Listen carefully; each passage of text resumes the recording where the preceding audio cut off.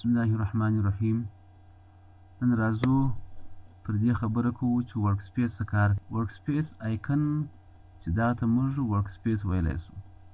زه چې کوم وخت یې راخلاص کړم نو دلته بېلابېل فارمټونه لري، یعنې د 3D کار لپاره همدغه ورکسپیس جوړ شوی دی. زه چې کوم وخت دا کلیک کړم نو په دې کې به هغه ټولان یا ټیبونه موږ ته راخلاص کړي چې په هغه کې د 3D کار لپاره ضرورت شته، موږ ته به هغه ټیبونه راخلاص کړي.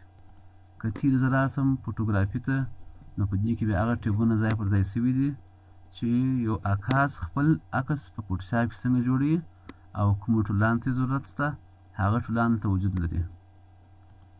همدارنګه ګرافیک این ویب دا که موږ وو که چیرې څوک وغواړي چې په فوټوشاپ کې د ویب لپاره ډیزاین وکړي نو هغه لپاره بیا دغه ټولان وجود لري او موجود دي.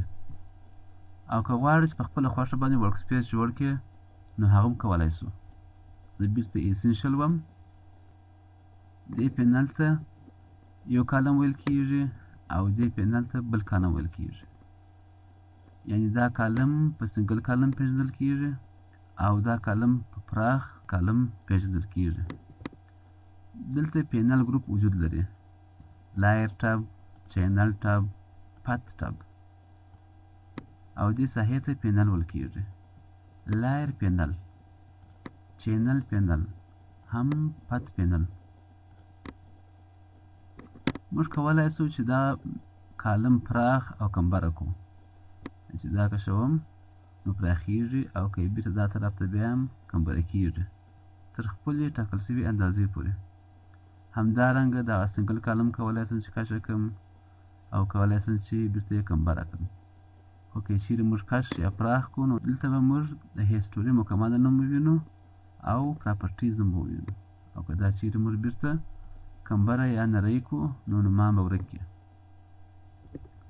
دا جسټمنټ ټاب دی چې دا بیا موږ انشاءالله په روان درس کې وایو چې د کلر دپاره کارول کېږي. لایبرري ټاب دی، کلر ټاب دی، سواچ ټاب دی. کوم وخت چې وغواړو موږ چې د لایر تمنیلز موږ ووینو نو تر یو اندازې پورې کولی شو چې ووینو. که زموږ مواد ډېرې په لایر کې نو بیا موږ نشو کولی چې ټوله ووینو. که مثلا پر لایبرري باندې زه ډبل کلیک وکړم نو دوی به ماته هایډ کړي، په دغه اندازه باندې به موږ ته شان ښکاره شي. همدارنګه که زه د کلر پر ټب باندې کلیک وکړم ډبل نو بیا به هم موږ ته په دغه اندازه باندې تمنیلز ښکاره شي. او که زموږ تمنیلز بیخي ډېر وي نو بیا نه ښکاره کېږي. بیا نو موږ د سکرول په واسطه باندې کولی شو چې کښته او لاندې ولاړ شو. بل دلته موږ ته تمنیلز پراته دي. موږ غواړو چې دغه ایکنان کوچني یا غټ کړو. پر دا ځای راسته کلیک وم، میډیم کوم یې، او که بیا کلیک وم لارج تمنیلز غټ مې کړه. اوس زه غواړم چې بیرته یې کوچني کړمه یا یې نن ته بوځم نو دلته خو خالیګاه نشته. ځکه راسته کلیک وکړم نو دا خو ما پر لایر باندې کلیک وکړئ. نو د دې لپاره بیا لایر پینل اپشن ته دا کلیک کوم، پینل اپشن، زه دی سمال کوم. اوکې، زه بیرته پخواني حالت ته واوړئ. اوس راځم په خپله خوښه باندې ټولان رااخلم، دلته ځای پر ځای کوم. هغه ټولان چې زما ورته ضرورت دی هغه دلته ایږدم، وینډو کلیک کوم.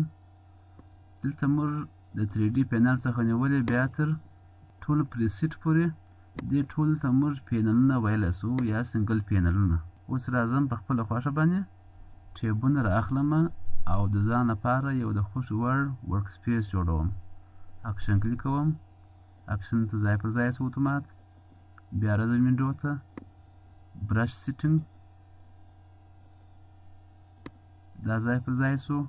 د ډبل ایرو په واسطه یې بیرته ټول بندوم. بیا راځم وینډو ته، کلر رااخلم، ځکه چې کلر هلته موږ درلودی نو مخکې وو دوباره بیا نشي راتلی. او دا کولی شم چې ټب ونیسم راکاشه کړم ونري کالم ته، خو تر هغو یې نشم ویله کولی تر څو چې شنه باونډري پیدا شوې نه وي. شنه باونډري چې پیدا شي نو بیا هغه وخت زه کولی شم چې خپل ټب یا پینل دلته کښېږدم. ویله کوم یې دلته رالی. بیا راځم وینډو ته، پاراګراف راخلم پاراګراف ځای پر ځای سو ډبل ایرو وم وینډو سټایل راخلم او دا ټاب راخلم په نري کالم کې ږدم وینډو ته راځم ناویګیټر د ډبل ایرو په واسطه یې بیرته بندوم ټول یا پینل وینډو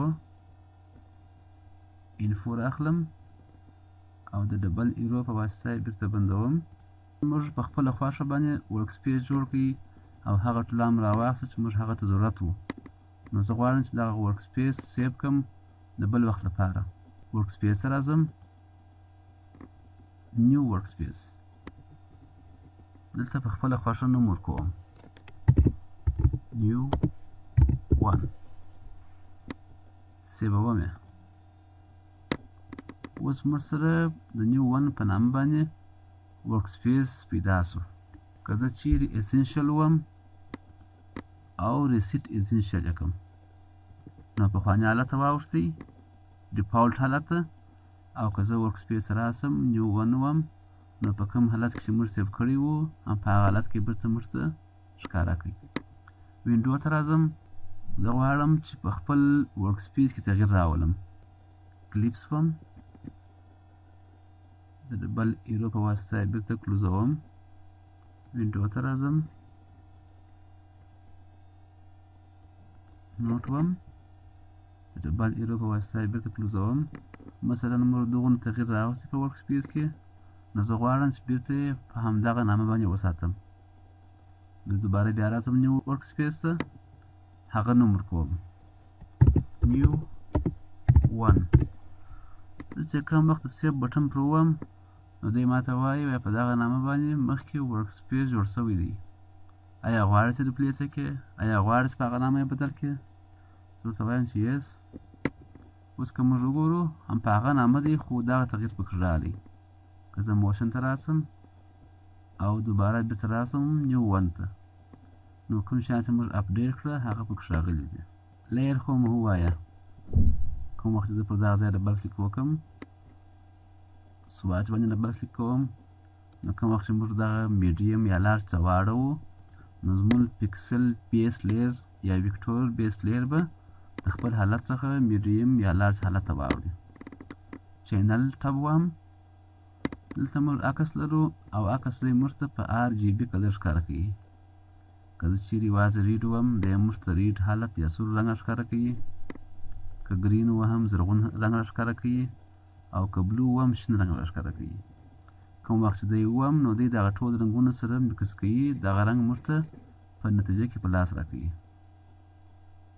پت دی دا چې کوم وخت موږ پت ډیزاین کړی وي زه مثلا دلته کلیک وهم موږ ته دغه نوم په پت باندې راښکاره کوي پت کولی سو چې د پت سلیکشن ټول په واسطه باندې هغه ته حرکت ورکړو زه دې کلیک کوم چې دی هر ځای ږدم هر خواته یې وړم نو وړلی سم بیرته کنټرول زید وم زه چې کوم وخت پت ډیزاینوم ریکټینګلر ټول زه چې کوم وخت مستطیل شکل جوړ کړم دی ماته اتومات د پراپرټیز خلاصوي زه غواړم چې دا پراپرټیز خلاصه نه شي ځکه چې زه دې ته ضرورت نه لرم نو یو که موږ چیرې ډبل ایرو وو په دې باندې بندیږي دی خو که بیا زه راسم بیا کلیک وکړم بیا یو شکل رسم کړم نو دا بیا ماته اتومات خلاصیږي او زه نه غواړم چې دا خلاصه شي ځکه چې زما د کار مزاحمت کوي نو د دې دپاره پراپرټیز پینل اپشن ته راځم دلته د شو آن شیپ کریشن څخه چک باکس ایسته کوم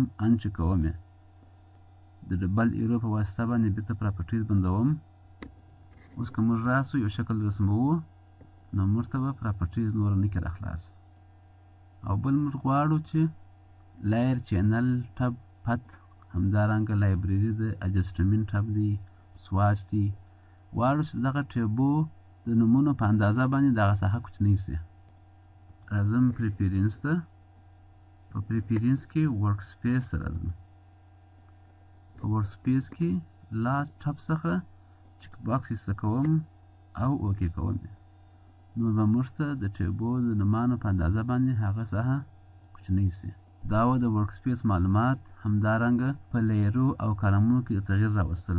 دا کار موږ په فوټوشاپ CC 2018 کې وکړ.